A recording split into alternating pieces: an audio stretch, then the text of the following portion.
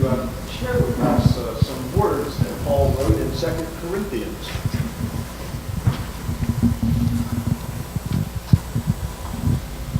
"6 days later, Jesus took Peter, James, and John and brought them to the top of a very high mountain where they were alone. He was transformed in front of them, and his clothes were amazingly bright, brighter than if they had been bleached white. Elijah and Moses appeared and were talking with Jesus. Peter reacted to all of this by saying to Jesus, 'Rabbi, it's good that we're here. Let's make 3 shrines, one for you, one for Moses, and one for Elijah.' And he said this because he didn't know how to respond, for the 3 of them were terrified. Then a cloud overshadowed them, and a voice spoke from the cloud, 'This is my son, whom I dearly love. Listen to him.' Suddenly looking around, they no longer saw anyone around them except Jesus. As they were coming down the mountain, he ordered them not to tell anyone what they had seen until after the human one had risen from the dead. And even if our gospel is veiled, it is veiled to those who are on the road to destruction. The God of this age has blinded the minds of those who don't have faith, so they couldn't see the light of the gospel that reveals God's glory. Christ is the image of God. We don't preach about ourselves. Instead, we preach about Jesus Christ as Lord, and we describe ourselves as your slaves for Jesus' sake. God said that light should shine out of the darkness.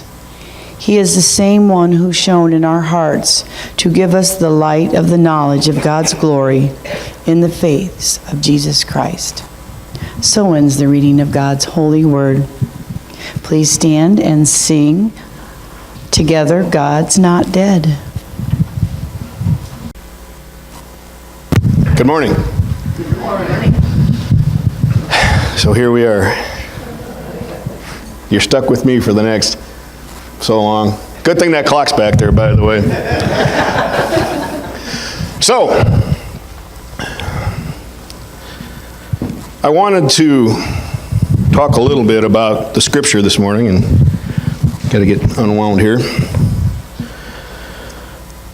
And we start with the Gospel of Mark that was read by Bonnie, and thank you, Bonnie, for that, by the way.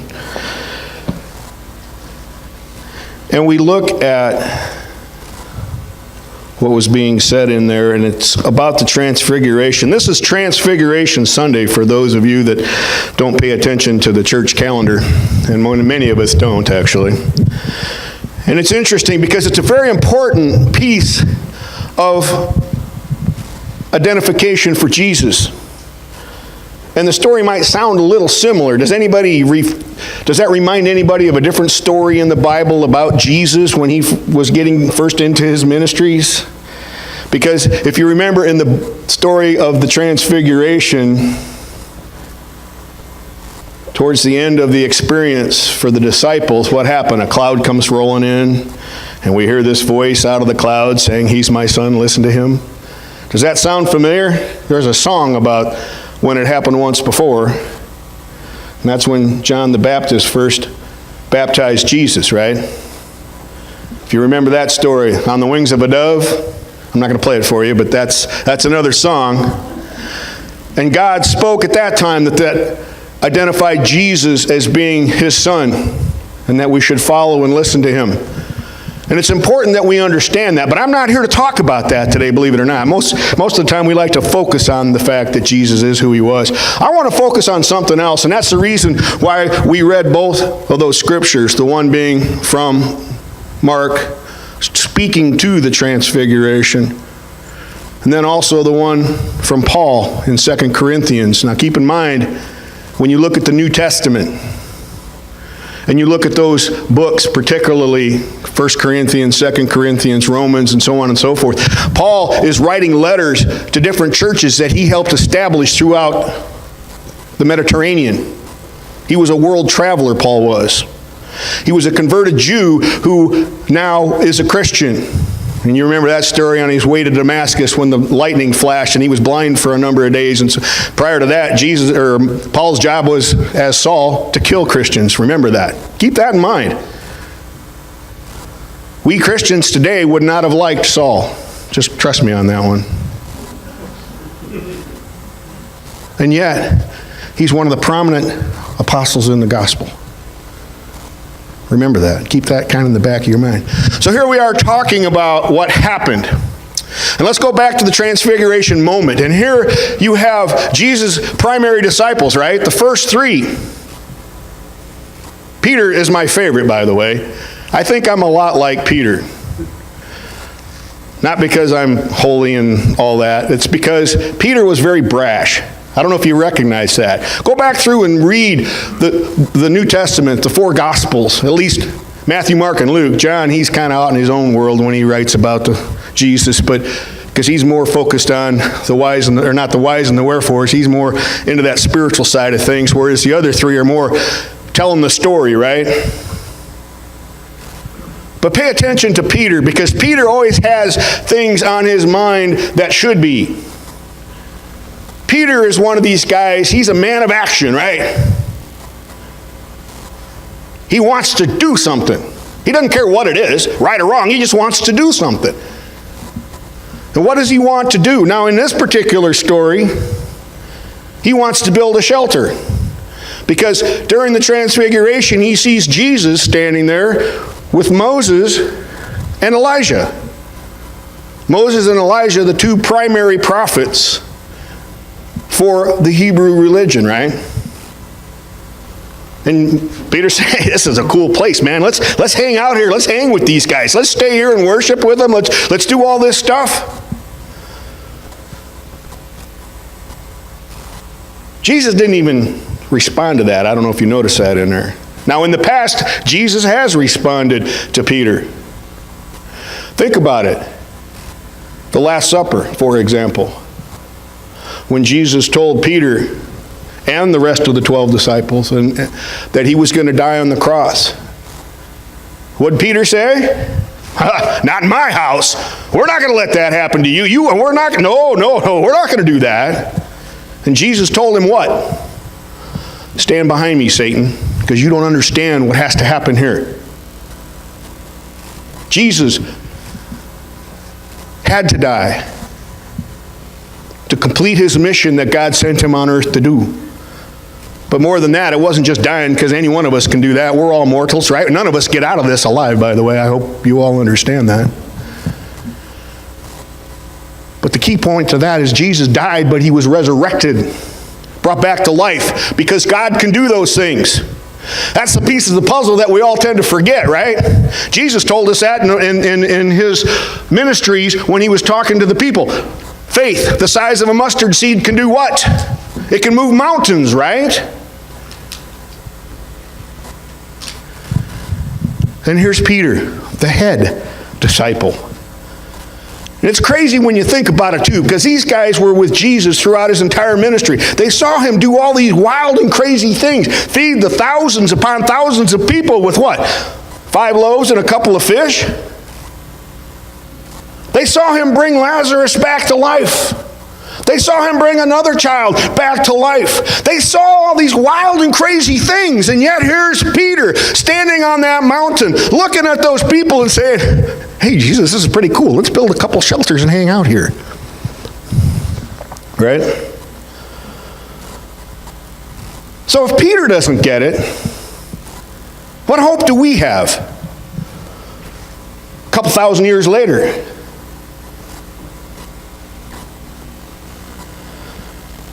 That's the challenge. And then we go back and look at the letter that Paul wrote to the Corinthian church, the 2 Corinthians. And he talks about the fact, and this is a point that we all as Christians need to remember. It says that even if our gospel is veiled, it is veiled to those who are perishing.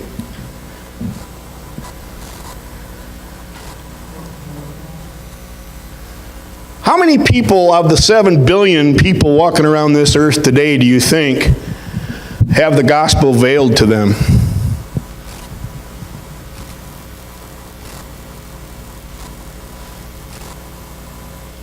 %? 20%? 50%?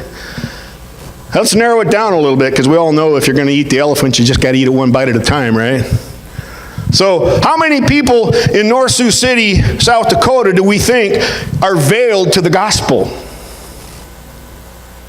You know, one of the things, and I've had the luxury of traveling around northeast Nebraska. Actually, I've traveled around a couple of different places, and having the opportunity to go to different churches and see and hear and interact with folks.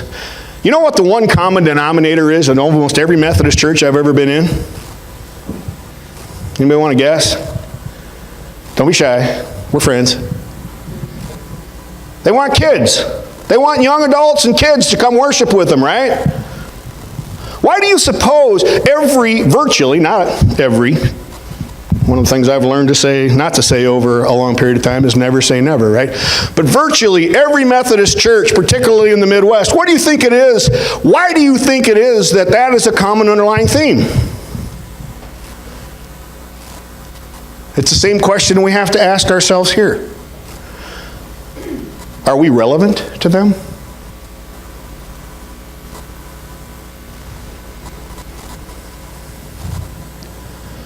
That's a huge challenge. Now, I'm not going to stand up here and tell you what the solutions are, because every church has got to figure that out for themselves. Every community has to figure that out. But why is it? And the question we have to ask is, why is it that we're irrelevant to society today? I'm reading a book called Sapiens. It's an interesting book. It's really kind of odd, but it's written by a guy by the name of, and I'm going to get it wrong, Yuri Harari.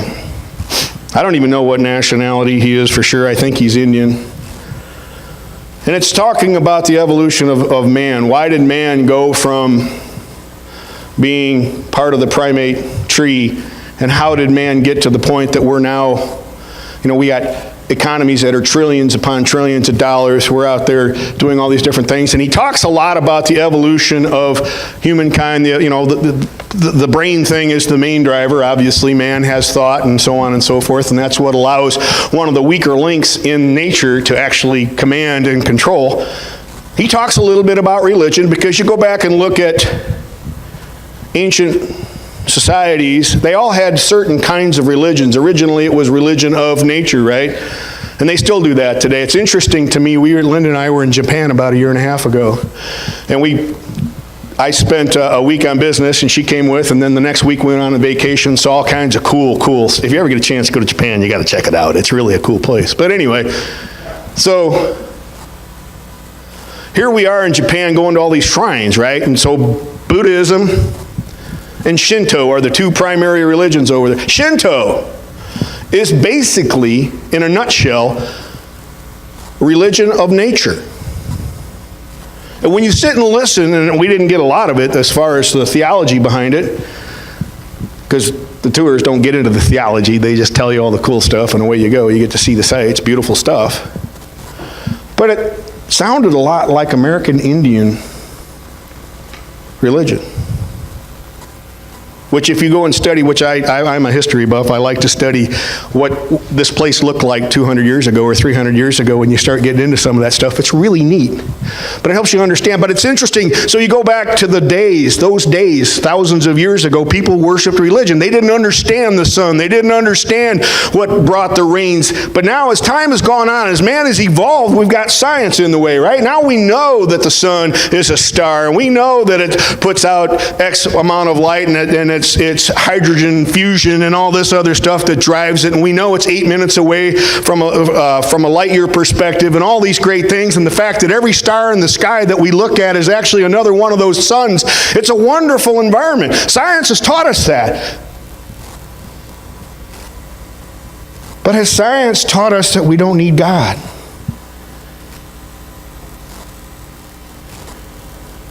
That's a risk we run, isn't it? When you can start explaining things to people, and you can come back and the things that were a mystery all of a sudden are no longer mysteries. See, now I contend a little bit differently that I think God made all this stuff, right? So God uses science to make things happen. Why would God go against the stuff that he made? He's going to use the things, bringing back people from the dead. Now that's a new one. How do you do that? Well, how many times have we heard of doctors being able to do that with people? Flatlined on their hearts and they hit them with the paddles and here they come, right? Hear that story a lot. I don't know. But we're not God. God can do anything. I remember that little mustard seed of faith. God can do anything. So here we sit in a society today. We still have lots and lots and lots of people who are in the dark, who do not understand why we're here today. Why are we here today? Why are you here today? What is it that got you up this morning when it's 6 or whatever it is below 0 outside to get dressed and come to church and listen to some blowhard from Tyson stand up here and tell you about God? What is it? And the next question is, how do you tell somebody why you're here and what it is that you believe in an elevator speech? Now you're going to say, Steve, what's an elevator speech? So an elevator speech is your ability to convey a message to somebody in the time it takes to get on an elevator, ride up a couple of floors, and get back off. So you got 2 minutes, max. What is your elevator speech about God and about why you're a Christian?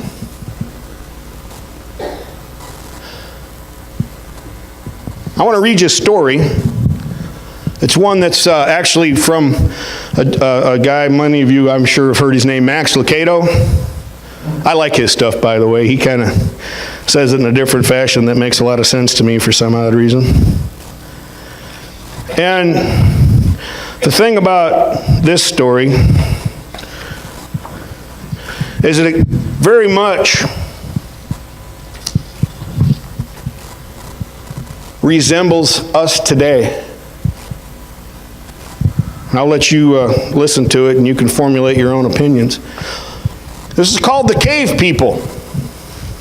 Will you share the light? Long ago, or maybe not so long ago, there was a tribe in a dark, cold cavern. The cave dwellers would huddle together and cry against the chill. Loud and long they wailed. It was all they did. It was all they knew to do. The sounds in the cave were mournful. But the people didn't know it, for they'd never known joy. The spirit in the cave was death. But the people didn't know it, for they'd never known life. But then one day they heard a different voice. I've heard your cries, it announced. I have felt your chill and seen your darkness. I have come to help. The cave people grew quiet. They'd never heard this voice. Hope sounded strange to their ears. How can we know you've come to help? Trust me, he said. I have what you need. The cave people peered through the darkness at the figure of the stranger. He was stacking something, then stooping and stacking more. What are you doing? One cried, nervous. The stranger didn't answer. What are you making? One shouted even louder. Still no response. Tell us, demanded a third. The visitor stood and spoke in the direction of the voices. I have what you need. With that, he turned to the pile at his feet and lit it. Wood ignited, flames erupted, and light filled the cavern. The cave people turned away in fear. Put it out, they cried. It hurts to see it. Light always hurts before it helps, he answered. Step closer. The pain will soon pass. Not I, declared a voice. Nor I, agreed a second. Only a fool would risk exposing his eyes to such light. The stranger stood next to the fire. Would you prefer the darkness? Would you prefer the cold? Don't consult your fears. Take a step of faith. For a long time, no one spoke. People hovered in groups, covering their eyes. The fire builder stood next to the fire. It's warm here, he invited. He's right, one from behind him announced. It's warmer. The stranger turned and saw a figure slowly stepping toward the fire. I can open my eyes now, she proclaimed.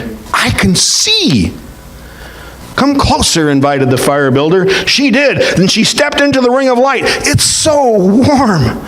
She extended her hands and sighed as her chill began to pass. Come, everyone, feel the warmth, she invited. Silence, woman, cried one of the cave dwellers. Dare you lead us into your folly? Leave us and take your light with you. She turned to the stranger. Why won't they come? They choose the chill, for though it's cold, it's what they know.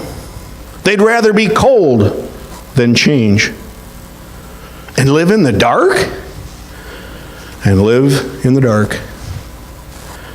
The now warm woman stood silent, looking first at the dark, then at the man. Will you leave the fire? He asked. She paused, then answered, I cannot bear the cold. Then she spoke again, but nor can I bear the thought of my people in darkness. You don't have to, he responded, reaching to the fire and removing a stick. Carry this to your people. Tell them the light is here and the light is warm. Tell them the light is for all who desire it. And so she took the small flame and stepped into the shadows. That's not a whole lot unlike us, is it?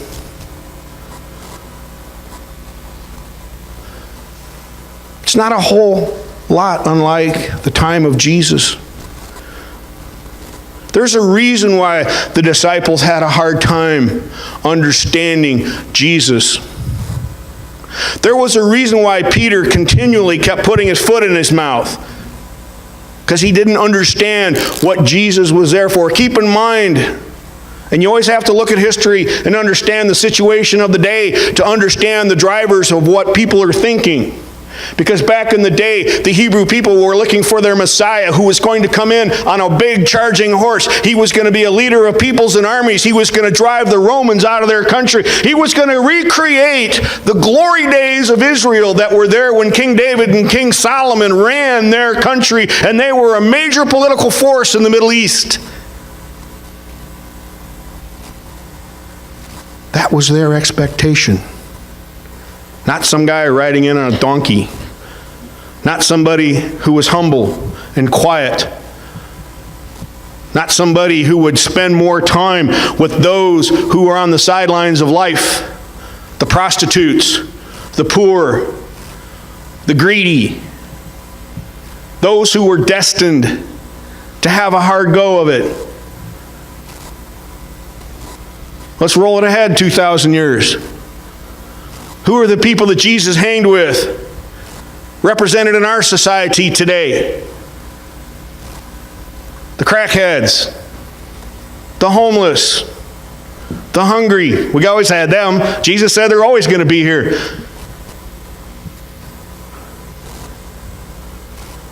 The greedy. The list goes on and on. I think you could even take it so far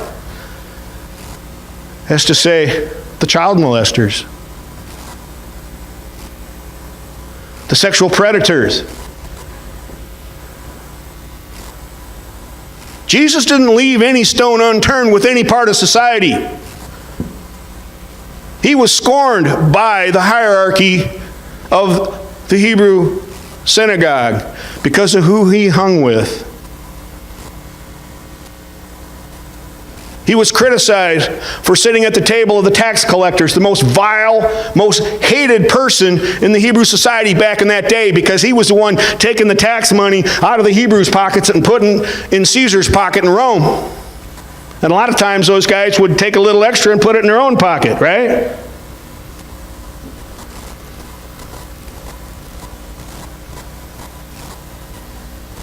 I've often said, being a Christian is not a noun, it's a verb.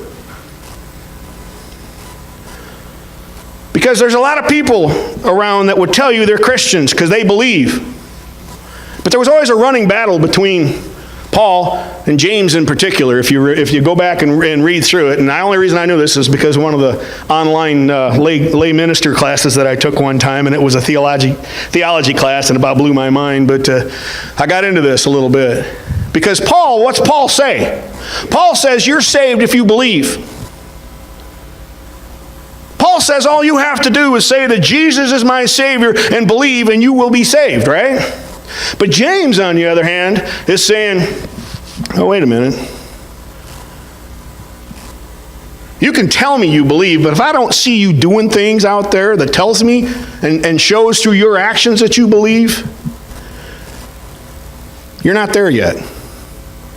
Now, quite frankly, I don't think it was big as divisive of a gap as what it's made out to sound like when you start reading commentaries and things like that. I really think Paul pretty much assumed that if your heart truly is changed, if you truly believe in Jesus, if you are truly following God through His Son, Jesus Christ, you will become a changed individual, right? You'll be just like in the story. You will have this glow about you. Moses had it when he brought the 10 Commandments down, right? People couldn't look at him directly in the face. He had to put a hood over him because the glory was so bright. What kind of light comes out of our church? What kind of light is coming out of the Methodist Church throughout the world, throughout the conference, throughout Ark United Methodist Church? People are living in darkness today. There are people out there that do not know the love of Christ. There are people out there that do not understand, regardless of what it is they've done in the past. There's still hope. But it's up to us to have that conversation. That's up to us to understand how we make a difference in those folks' world. And guess what? Jesus showed us how to do it. One person at a time. It's through relationships. It is through sitting down over the dinner table. It is through taking time out of a busy life to interact. Unfortunately, it's getting harder and harder this day and age as everybody's got their face down into their phones and on their computers, and we got meetings here, we got to go there. I mean, I'm just as guilty as the next, right? How do people perceive Ark United Methodist Church in this community? One of the things we found out in South Sioux City, Nebraska, because I belong and have been a member of St. Paul United Methodist for a mighty long time, there was a lot of people that didn't even know there was a Methodist church in town for a number of years. Now we've since fixed that. But think about that. Are we relevant? Quite frankly, we are relevant. God is relevant. The problem is we are the messengers of God. We are the Elishas. We are the Moseses. We are the Pauls. We are the Peters. We are the James. We have got to get out there, and we have got to be the ones that interact with people. And it's not standing there looking down our nose saying, you shouldn't be doing that. Oh, you're going to burn in hell for doing that. How many of you want to be listed as part of the moral majority today? Raise your hand. Don't. I'm just teasing. Think about it. We have a whole segment of our population that thinks the moral majority is nothing but a bunch of religious hypocrites. And you know what? They're right. I'll tell you a joke. Actually, I got a couple of them. You know how you tell the difference between a Baptist and a Methodist? A Methodist will at least say hi to you when you run into them in the liquor store. I'll tell you another one, and this came from a friend of mine that I work with. You know how you keep a Mormon from drinking all your beer in the boat when you're fishing? Take 2 of them.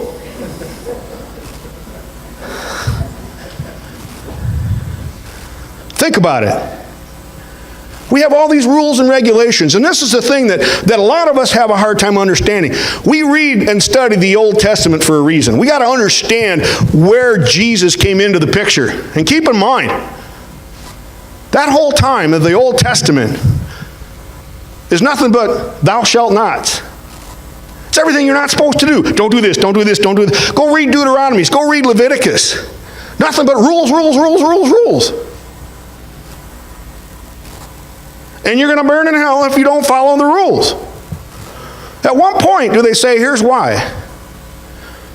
Or here's how?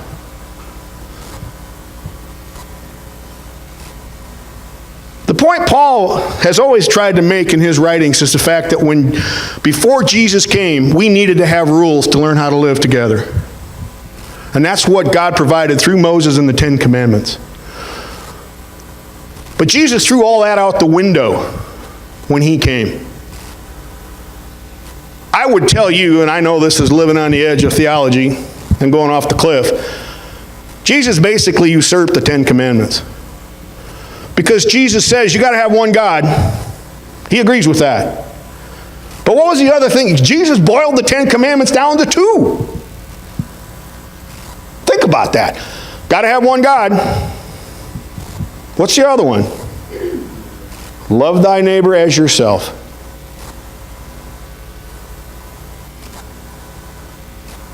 Love thy neighbor as yourself. Look around. How often do we see that? How good are we at doing that? How good are we as Christians in diffusing those situations where we know that's not happening? How good are we at standing up for those who are being persecuted or being thrown to the sidelines of life, laying in the ditch, just like one of those deer you see along I-29 that gets hit? Because that's the way it is. Unless one of us reaches out a hand and picks them up or brings them out of that cold, dark cave. Just like that song I sang. Yeah, it's a made-up thing. I mean, it didn't really happen, but I guarantee you, there's a lot of people that think like that. There's no way in the world. That person's so bad, there's no way that they're going to feel the love of God, that there's no way they have hope of ever becoming a disciple of Christ.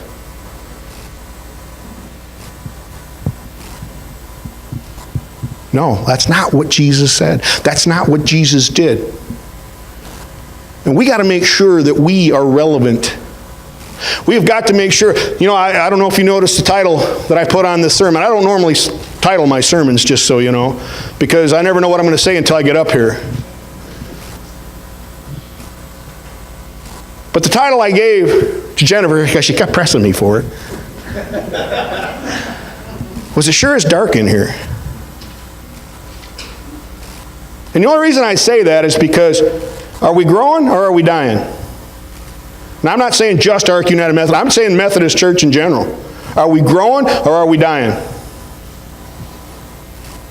Does anybody know? Yeah, we're dying. And why is it? It's because we're not doing very good at showing that light to other people.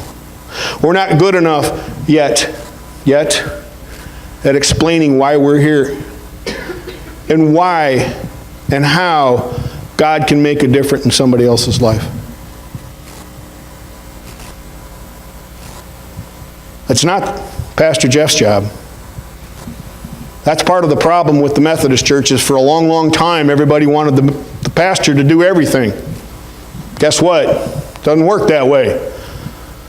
One person doing it all versus this whole room, how much more effective can we be? And you don't have to go out and be a theologian to do this. All you have to do is be like Jesus. Reach out a helping hand. Be a helping voice. Stand up for the poor. Stand up for the neglected. Stand up for the mentally ill. Stand up for the prisoner. Those people, Think about this. People in prison, people in jail. Do you suppose they're about at rock bottom at that point? They got no way to go but up. How do we help those folks?